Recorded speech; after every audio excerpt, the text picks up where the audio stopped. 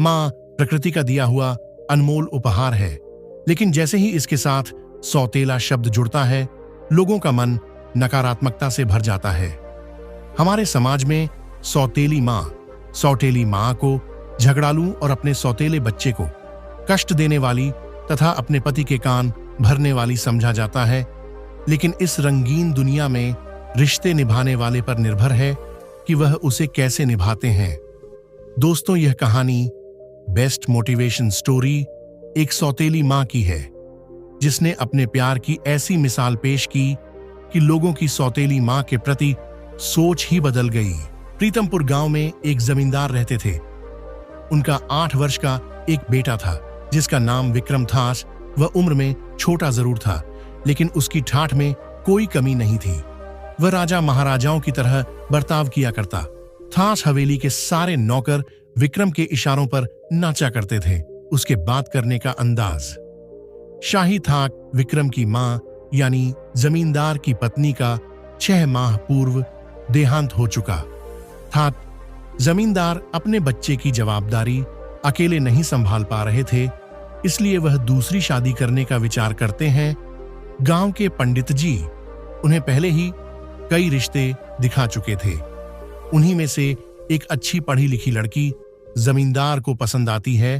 वह एक गरीब परिवार की लड़की थी। उसके पिताजी अपनी बच्ची के भविष्य के लिए एक बड़े घर में रिश्ता करना चाहते हैं और जमींदार एक बहुत बड़ी हवेली का मालिक होने के साथ साथ कई तरह के कारोबारों का भी मालिक था, जिसे देखकर लड़की के पिता एक बच्चे के बाप से अपनी बेटी की शादी करने को तैयार थे।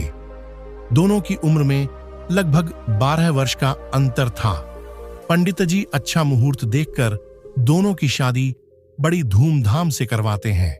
गांव में जमींदार की बहुत इज्जत थी, इसलिए शादी में पूरा गांव शरीक होता है। बारात में जमींदार का बेटा विक्रम भी घोड़े में बैठा होता है। वह देखने में बहुत सुंदर था।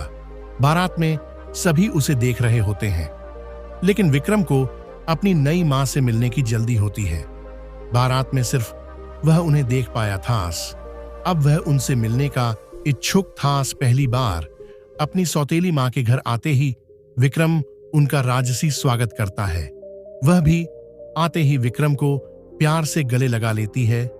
जमींदार की नई पत्नी स्वभाव से बहुत शांत और सुशील थी। वह विक्रम को देखकर खुश हो जाती है। विक्रम बहुत प्यारा बच्चा था, इसलिए वह पहली ही नजर में उसे अच्छा लगने लगता है। वह विक्रम को एक सगी मां की तरह प्यार करने लगती है। विक्रम के जीवन में खुशियां आ चुकी थीं और अपनी सौतेली मां के आने से विक्रम अपने पिता से भी ज्यादा खुश था। उसे अब अपनी सगी मां की कमी महसूस नहीं हो रही थी। उसका जीवन खुशहाल हो चुका था। एक दिन जमींदार सुबह सुबह बिना नाश्ता किए ही घर से निकल जाते हैं और दोपहर को वापस लौटते हैं, लेकिन बिना कुछ खाए पिए अपने कमरे में चले जाते हैं। कई घंटों तक जब उनके कमरे का दरवाजा नहीं खुलता तो उनकी पत्नी दरवाजा खटखटाती है। काफी देर तक दरवाजा खटखटाने पर भी अंदर से किसी की आहट सुनाई नहीं देती। तभी वह नौकरों से दरवाजा तोड़ने को कहती है और जैसे दरवाजा खुलता है उनके पैरों तले जमीन खिसक जाती है। जमींदार फांसी के फंदे से लटक रहे होते हैं और उनके बिस्तर पर एक चिट्ठी रखी होती है। इतनी कम उम्र में बेचारी का सुहाग उजड़ चुका था। अपने पिता की मौत की खबर सुनकर विक्रम को गहरा आघात पहुंचता है। वह मानसिक तौर पर हतोत्साहित हो जाता है। अभी अभी उसके जीवन में सौतेली मां के रूप में खुशियां आई थीं, लेकिन अब उसके सिर से पिता का साया हट चुका था। दोनों का बहुत कुछ छिन चुका था, लेकिन अभी तो दुखों की कुछ बूंदें ही गिरी थीं। सैलाब आना बाकी था। जैसे ही जमींदार की पत्नी उनकी लिखी चिट्ठी पढ़ती है तो उसके होश उड़ जाते हैं। जमींदार की सारी संपत्ति छिन चुकी थी और अब वह कर्जदार हो चुके होते हैं। दरअसल उन्होंने एक प्रोजेक्ट में बैंक से लोन लेकर बहुत बड़ा निवेश किया था, जिसके लिए उन्होंने अपनी सारी जमीन जायदाद गिरवी रख दी थी, लेकिन वह प्रोजेक्ट बर्बाद हो गया, जिससे उन्हें भारी नुकसान हुआ और अब उनकी सारी संपत्ति नीलाम होने वाली थी। विक्रम अनाथ के साथ साथ गरीब भी हो चुका था। जमींदार की मौत के कुछ दिनों के बाद ही इनकी सारी संपत्ति नीलाम कर दी जाती है और इन्हें सारे कारोबार के साथ साथ हवेली को भी छोड़कर जाना पड़ता है। विक्रम और उसकी सौतेली मां बेघर हो चुके थे। लड़की के पिता उसकी दूसरी शादी का विचार कर रहे थे, लेकिन वह अपने बच्चे से बहुत प्यार करती थी। वह उसे अकेला छोड़कर जिंदगी नहीं बसाना चाहती थी, इसलिए वह अपने पिता के घर नहीं जाती। लड़की के सारे रास्ते बंद हो चुके थे, लेकिन गांव के लोगों की मदद से उन्हें इतने पैसे तो मिल चुके थे कि वह कुछ महीने किराए के घर में गुजार सकें। विक्रम की सौतेली मां पढ़ी लिखी थी। वह शहर जाने का फैसला करती है और थोड़ा बहुत सामान लेकर अपने बच्चे के साथ बस से शहर चली जाती है।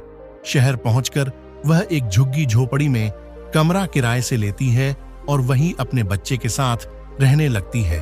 घर का खर्च चलाने के लिए वह गली गली खिलौने बेचने का काम शुरू कर देती है और उसी से अपने बच्चे का गुजारा करने लगती है।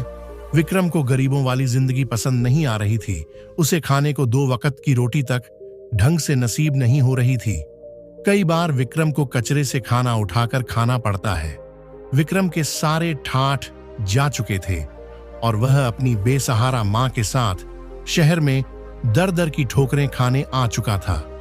धीरे धीरे उसे गरीबी में जीने की आदत होने लगती है। विक्रम को जो मिलता वह वहीं खा लेता। विक्रम को रह रहकर अपने पिता की याद आती है, क्योंकि पिता की राज में उसे 56 भोगों से सुशोभित भोजन प्राप्त होता था। लेकिन आज वह एक एक निवाले के लिए तरस रहा है। एक दिन विक्रम रास्ते में किसी से खाना मांग रहा होता है। तभी रास्ते से गुजर रही कार में बैठा एक व्यक्ति उसे पहचान लेता है, क्योंकि वह कई बार विक्रम के पिताजी से मिलने हवेली जा चुका था। वह विक्रम के पास पहुंचकर अपनी कार रोक देता है और गाड़ी से उतरकर विक्रम से उसके हालातों की वजह पूछता है। बड़े दिनों बाद विक्रम से किसी ने उसके हालातों पर चर्चा की थी। अचानक विक्रम फूट फूट कर रोने लगता है। वह उन्हें अपना समझकर सारा दुख बयान कर देता है।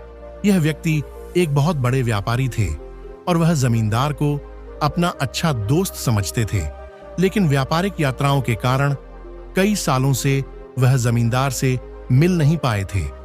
जैसे ही उन्हें जमींदार की मौत का पता चला तो उन्हें भी बहुत बड़ा झटका लगा। वह विक्रम से कहते हैं, तुम लोग इस समय कहां रह रहे हो बेटा? विक्रम उन्हें अपनी झोपड़ी में ले जाता है और अपनी मां से मिलाता है। वह उनकी कुछ मदद करना चाहते हैं, इसलिए कुछ पैसे निकालकर विक्रम की मां के हाथों दे देते हैं।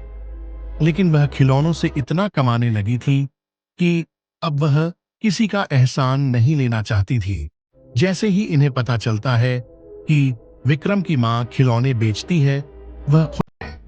विक्रम भी अपनी के साथ खिलौनों की फैक्ट्री में काम करने लगता है। इनकी फैक्ट्री के बने हुए खिलौनों की मांग पूरे शहर में होने लगती है। दोस्तों, ये कहानी आपको कैसा लगा? कमेंट करके जरूर बताएं और इसी तरह की वीडियो देखने के लिए मेरे चैनल को सब्सक्राइब और वीडियो को लाइक जरूर करें। धन्यवाद।